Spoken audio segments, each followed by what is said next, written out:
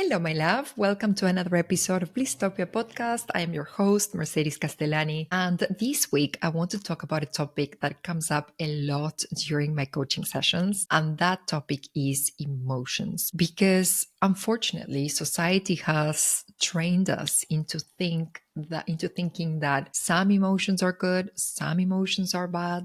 But I don't necessarily agree with that. And I want to share a different perspective on this topic with you. So even though it is true that some emotions are easier, they provide more pleasure, it's easier and nicer to feel them. And other emotions are a bit more messy, a bit more complicated. They are certainly not pleasurable and very difficult to process sometimes. Even though that is true, and in some of them there's pleasure, some of them there's not pleasure, no emotion is good or bad. Emotions just are. And emotions are actually a signal that your inner world is sending to you so that you can act accordingly, make changes accordingly. So it's giving you a sign on what is happening on your inner world and what to do next. So emotions are energy in motion. It's an emotion, energy in motion. It's energy that wants to express, to move, to release, to create change. So it is giving you very important information on your needs, your desires, the boundaries that you need to reinforce, how to grow. So I find it quite a pity that we are not diving into these emotions, understanding these emotions,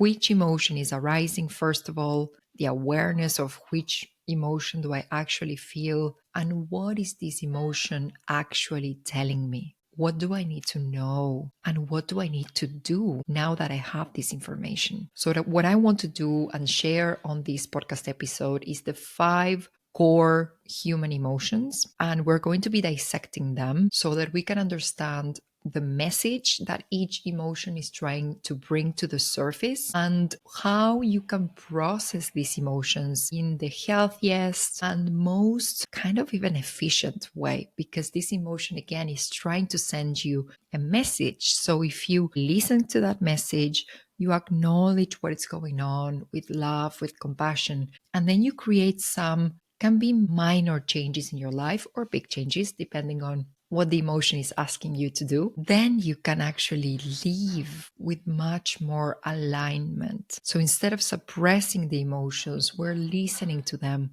We let them come to the surface. We take their valuable information and then we make changes in our lives. So we're going to cover 5 emotions. We're going to cover anger, sadness, disgust, fear, and joy. And as I said, we're going to go very deeply into each and every one of them so that you can understand what this emotion is actually all about. So let's dive into the first one, anger. This is a very, very powerful emotion. And this emotion is really related to your boundaries and self-respect. So what happens is that when anger arises, when you get angry, it's because one of your boundaries or many of your boundaries have been crossed. It shows that there's a limit that you had and it has been crossed. It shows that your values have been threatened, things that you consider important have been threatened. And it shows that your self-respect, so the image that you have of yourself, has been violated, disrespected. So what anger does is we realize that there's a limit that has been trespassed, one of our values that has been trespassed, our self-respect that has been trespassed. So what anger does is it actually brings strength forward. It's a lot of strength so that you can actually re-establish that limit, that boundary that has been crossed. And what is interesting, and that's why self-respect is also so linked to this emotion, is that many times we're not pissed off about the situation so much. We are pissed off that we allowed someone to treat ourselves in a certain way, or we have treated ourselves in a certain way that triggers anger. So it could be someone trespassing one of our limits, trespassing our values, or it could be that that person or ourselves, we have trespassed our own self-respect. And that's when anger comes up. And anger can be towards another person,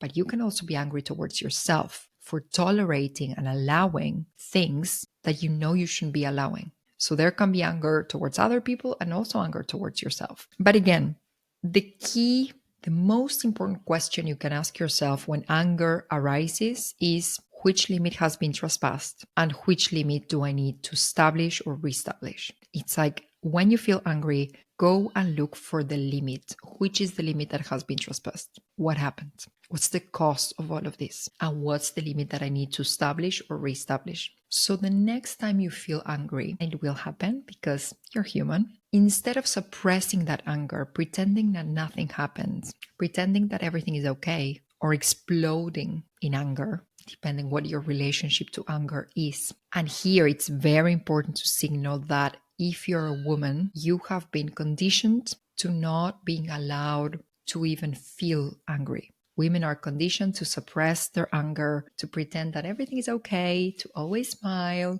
to always make sure that everything is nice and round. And we can be suppressing our anger so much as women. On the other hand, men are completely allowed to express their anger. It's actually one of the only emotions they're actually allowed to show. So men are not allowed to show sadness, not allowed to show fear. Things are changing and evolving, but traditionally there's still some residual beliefs around what a man or a woman is allowed to express or not in terms of emotion. So if you are a woman, there's a huge chance that you have been suppressing anger your whole life. And maybe you think you're sad, maybe you think you're scared, but in reality, it's anger. You're fucking furious. So when you feel angry, next time you feel angry, the invitation is to take a pause. Don't react immediately. Don't talk immediately. Don't do anything immediately. Just pause. Feel it fully. You're going to feel it in your body somewhere. For me, it's around my jaw.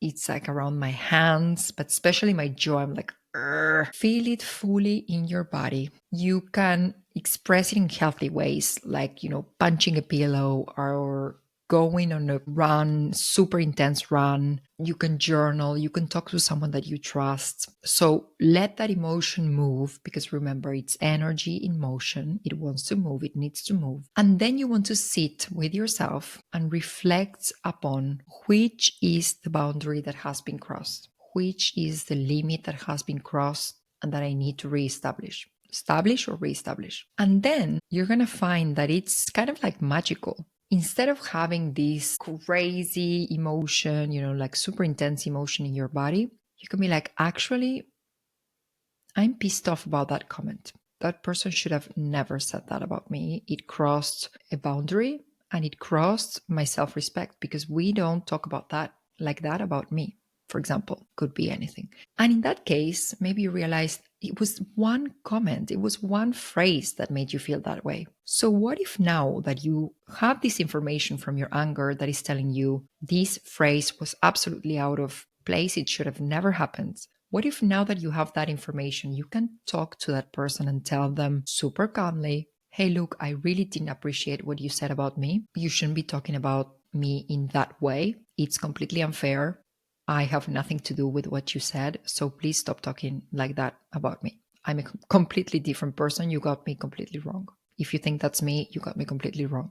And you can be super calm when you say this, with this voice. You shouldn't be talking like that about me. You don't need to scream. You don't need to slam a door. You don't need to go wild and crazy to express your anger. It can be very precise and very beautiful. And that way, with maybe one conversation about the one phrase that made you feel angry, you can reestablish the harmony inside of your inner world that feels like a limit, a boundary, or your own self-respect has been trespassed. So if you listen to anger carefully, you can create change in your life. And we could talk about changing small things, like a phrase, but we could also be the catalyst for change for big things. There are so many things that piss me off in this world that are so unfair, like discrimination, racism, misogyny, horrible things that are still there in the world. But we can use our anger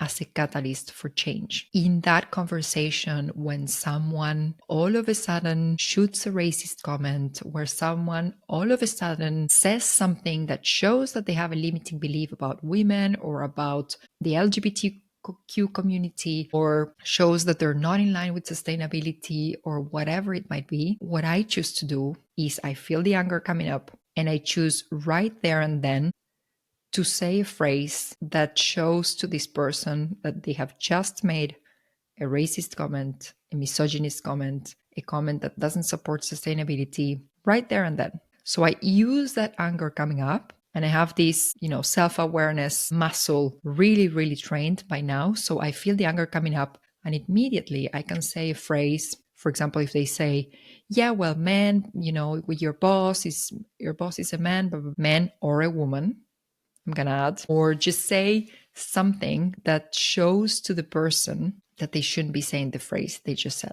For example, so with your anger, you can be changing things, very small things, but you could also be changing those big things where we still need to move the needle. So that's the first part on anger. Again, it's a very, very intense, but very useful emotion if we know how to use it. The second emotion is sadness. Sadness is related to the fact that your heart needs healing and acceptance. So if you think about it, those times in which you've been really, really sad, it's because you've lost something that you deeply cherished, deeply loved. And it can be something that you had and you lost, or it could also be something that you thought you would have and you lost the possibility of having that. For example, you were super excited about a job opportunity and in the end you didn't get that job.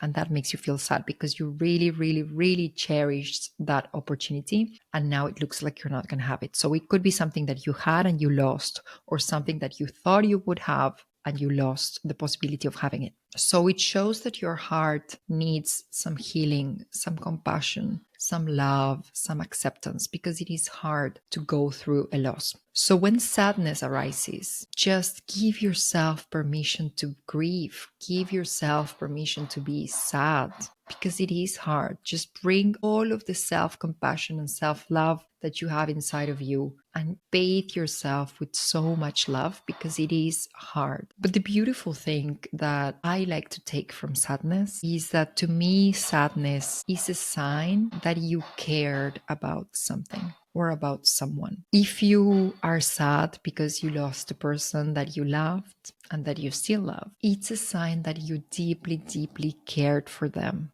and that they were important in your life. Otherwise, you would just well, whatever, move on. I didn't really care about this person. So sadness is a sign that you cared. So the next time you do feel sadness, just allow yourself to go into that space. Just be sad. Put some really sad music on, some sad violins, and just have a good cry. It feels so good to have a good cry. You have that sense of renewal after a good cry. So cry, rest, seek comfort, seek for someone to hug you, hug your pet if you have a pet. And it is important to say here that men are conditioned to not feel sadness. There's this very, very silly phrase out there still that says that boys don't cry. But I'm going to say that men do cry. And it's okay to cry, because we're just processing that we deeply cared about something or someone. And also sadness, if we look into the beauty of this emotion, it's clearing up the space for something new to come into your life. It's clearing up the space for transformation. So there is something beautiful in this emotion. It's really hard to feel it, to go through it, but it's clearing up space for deep, deep transformation. I cannot tell you how many times after big moments of sadness and loss and moments in which everything was falling apart, then deep transformation and change came into my life. And without that sadness, without that pain, it would have never happened. So it's hard to go through it. But then when you look back, sometimes you can even be grateful that those things happened. They broke your heart in so many little pieces. but now your heart has kind of reshuffled itself and it now looks very different than it did before, but it is very beautiful. So that's regarding sadness. It's not an easy emotion. And the third emotion that we're going to cover, which is disgust, it's not an easy emotion either.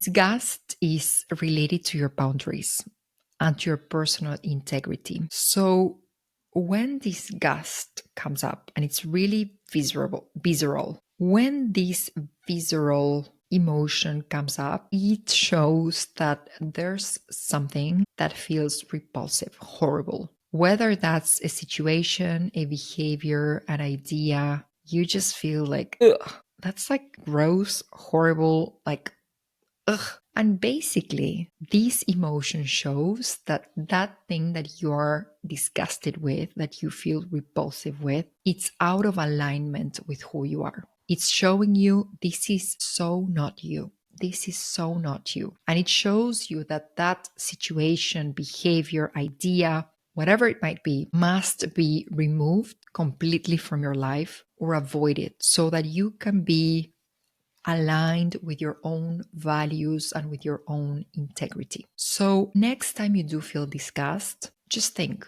what's out of alignment? What's not me? What's out of alignment here? And then reflect, okay, how can I completely eliminate this thing if I can? Sometimes we can't. But if you can completely eliminate that thing, or if I can at least avoid it as much as possible, because this is so not in alignment with who I am. So what this disgust is trying to do is to protect your emotional, spiritual, and physical well-being. It's trying to protect you, your integrity, who you are, by telling you that doesn't belong into your space, into your energy, that's not aligned with you. Let's remove that thing. Let's avoid that thing, that person, that situation, that idea. I remember that at some point, because as I'm talking about this, I'm having an example of a moment in which I felt so much disgust. And it was actually disgust, the emotion that pulled me out of a situation. So I do want to bring that to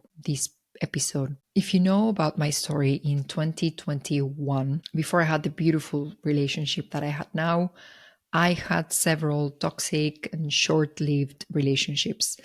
And in 2021, I was dating a Spanish guy while I was living in Madrid. And this person was so toxic. He had like horrible habits in place. He was eating junk food, drinking lots of alcohol, doing drugs. Like he was literally a disaster. He was literally a disaster. But he was really fun. And that part was attractive to me. We had a lot of fun together. We did lots of like crazy, adventurous things. So that part was attractive. But his habits were just like horrible, so not healthy, so not aligned with who I am and who I strive to be. And I remember that at some point in this relationship, towards the end, at some point, I looked at him and I was like, this person is disgusting. Like their habits, you know, the way his relationship to food, his relationship to alcohol, his relationship to drugs, the whole thing was just like disgusting. And I remember we were sitting in his couch and I looked at him and I had this sense of like repulsion, disgust. It was so intense. I couldn't even be like close to him. I was like, ew, gross. Like, you are gross. That's what I was thinking in my mind. I was like, your habits, you are so gross. And I had never had that such strong disgust in my body. It was like repellent. Like I couldn't even be close to him. And it was a very interesting emotion because I'm not really used to feeling disgust. I'm always going to find something beautiful in people. I'm always going to find, you know, something that makes them unique, something that I appreciate in the person. I'm always, you know, more in a vibration of love and joy because we're having a nice conversation. And disgust is kind of like a foreign emotion to me, to be honest. But I remember feeling this emotion so vividly. And that was a clear message from my inner world saying, this person is not in alignment with your values, with who you are, with who you strive to be. Health is a really important value for me. I value health so much. I spend so much time taking care of my health, being, doing things for the long run, eating well, doing sports, doing meditation for the spiritual side of it, but also because it's helping my mental health, my physical health.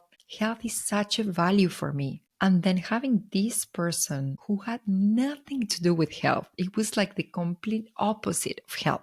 It was distraction. I was grossed out. And that's basically one major thing that pushed me to leaving this person. So it was that deep sense of disgust. And it was such an interesting emotion. The fourth emotion that we're going to cover is fear. And I think this one, we're usually pretty used to feeling this. But this emotion, what I want to offer is a new perspective on fear, because we know what fear is, we know how it feels, right? But I want to offer a new perspective on fear. Fear is actually linked to courage and growth. So basically, fear arises every time you're doing something that your subconscious mind considers as not safe. So the role of your subconscious mind is to keep you alive and safe. And it hates change because change is scary and not safe. It prefers familiar hells over unfamiliar heavens. So the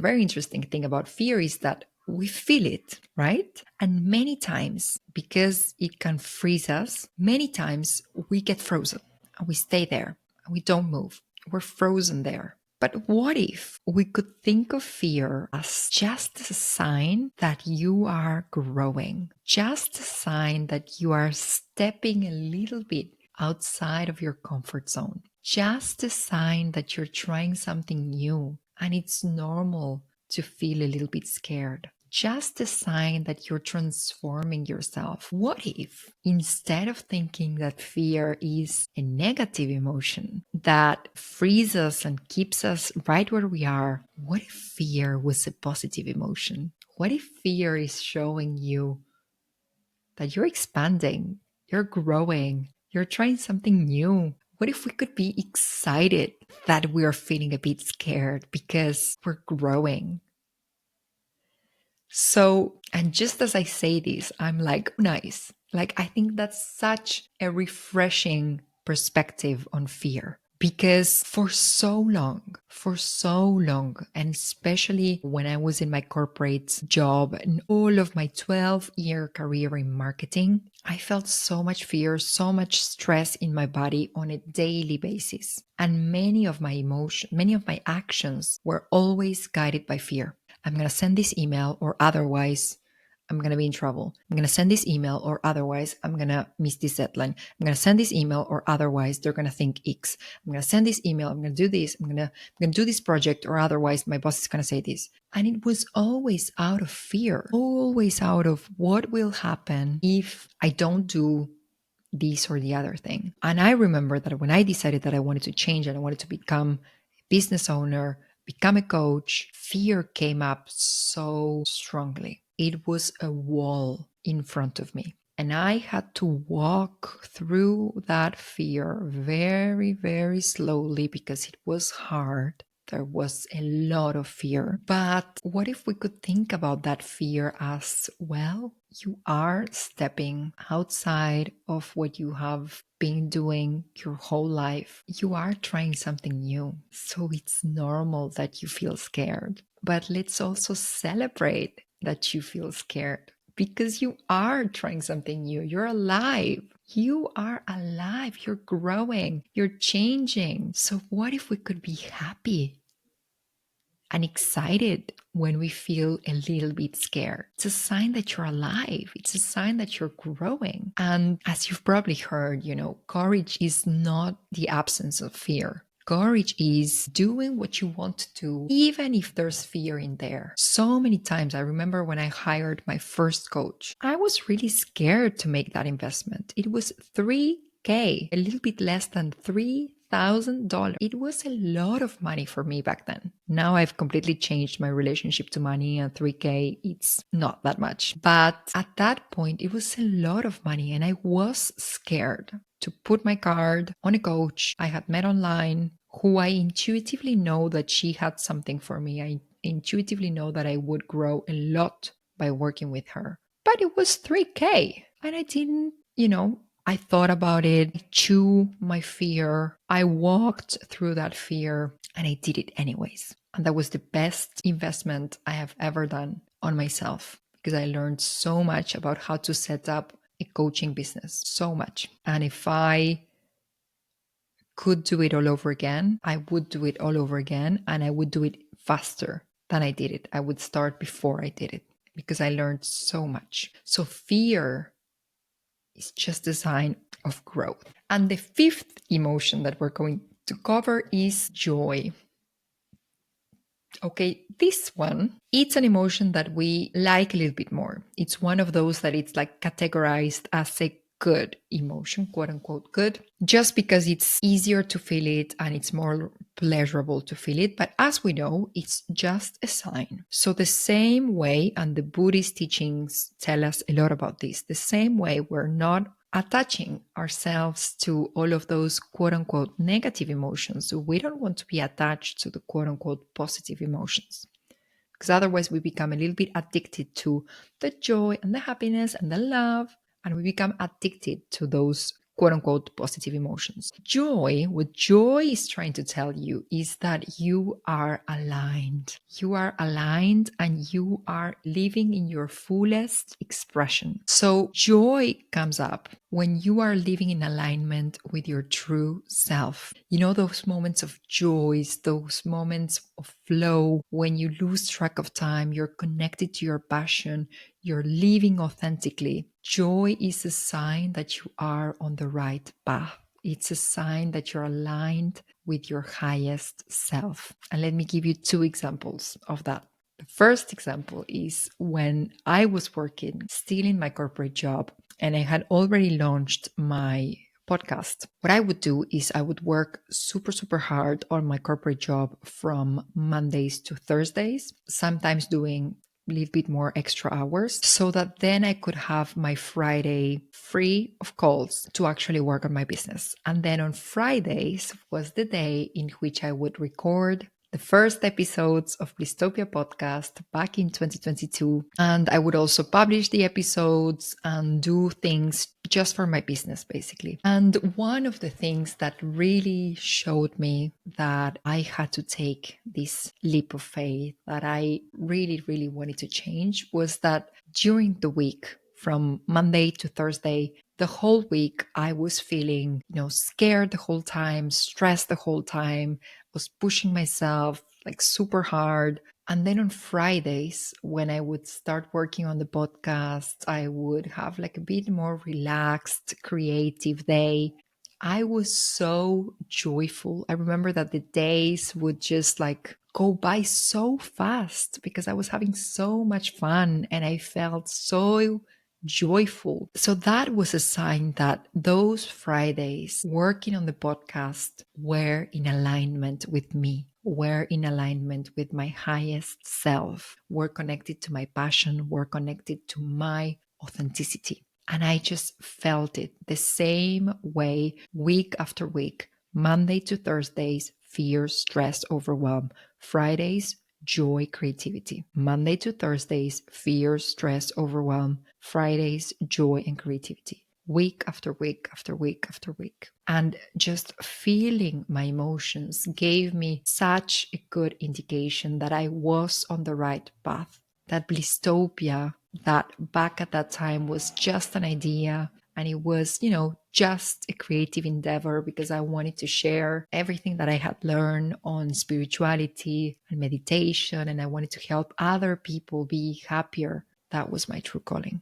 That was what I came here to do. And let me give you another example that is coming up right now. This week is the week of my period. So as you can imagine, I don't have a lot of energy. I don't have the same energy that I have during other weeks of the month. This is more the moment when my body needs to rest, to chill, when I typically don't look so pretty. It's that week when I don't look so pretty. Then there's other weeks when I do look pretty. Anyways, all of that to say that I woke up this morning, I was feeling with very, very, very low energy. I was like, my God, how am I going to be able, to put some makeup, record an episode? It was an effort. But at the same time, I will be traveling for the next couple of weeks. So I want to have those podcasts recorded and published so that I can travel and still have the podcast coming up, but I won't be doing that while I'm traveling. And I've been recording this episode now for 40 minutes, and the level of energy that I have right now is over the roof. I feel so happy, aligned. I feel joy. And that's the message of joy. I didn't have that much energy when I woke up this morning. And now, because I'm doing what I love, because I'm doing something that is aligned with my highest self, with my passion, because I'm being authentic, the joy is coming up. So joy is an indication of alignment. So next time you feel joy, embrace it, allow it to expand. Joy is a very contagious energy, and it's one of the highest vibrations and emotions that a human can have next to love. Joy is a very high energy, and it is contagious because higher energies have power over lower energies. So next time you feel joy, just share that around. Be nice to your neighbors, be nice with your colleagues, be nice with your partner, be nice to your pet. Just be nice to people around you. Share a smile. Next time you feel joy, let it flow through your creativity. Let it infuse your relationships. Let it infuse your work. Fun. So what I would recommend you to do is to start paying a lot of attention. And every time you feel joy, just follow that joy. Spend a bit more time doing that thing. If you start doing some sport and all of a sudden you feel amazing, just spend more time doing it. If you're really curious about a topic and you just want to learn everything about that topic, follow your joy, because your higher self is waiting on the other side of joy and it's giving you signs to come meet her, to come meet him. So I hope you loved this episode. I hope you can feel the shift in energy also as we walk through this episode. And that's the message of joy. I do know that some emotions are a little bit less pleasant, like anger, sadness, disgust, fear. Some other emotions are a little bit more pleasant, like joy.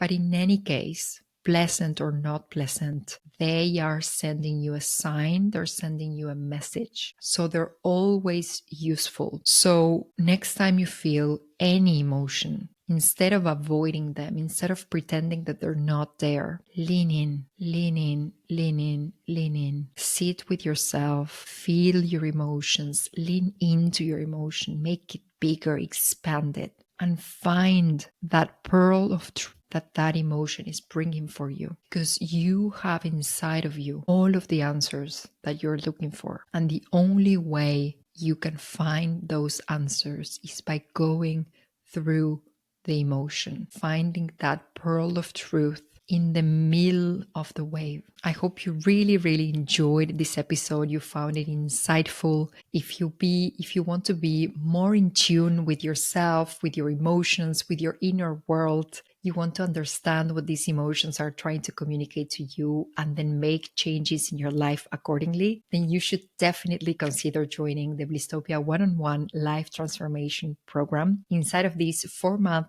private program, you will get to know yourself at the deepest level and turn your dreams into your reality. You will commit for 4 months to manifesting your dream life, and you will gain solid self-awareness, understand your emotions, understand your identity, your values, your strength, your priorities in life, and your desires. You will dream big, tune in with yourself, and define what success and happiness mean to you and no one but you. You will understand how to bridge your current life with its current emotions with your dream life, with the emotions that you want to be feeling on a daily basis. You will be able to take action and make your dreams actually happen. Inside of this program, you will choose one topic that you want to up level in your life, and we're going to take it to the next level. You can focus on topics like designing your life, developing your spirituality, and deepening in your money mindset. So if you're ready to transform your life forever,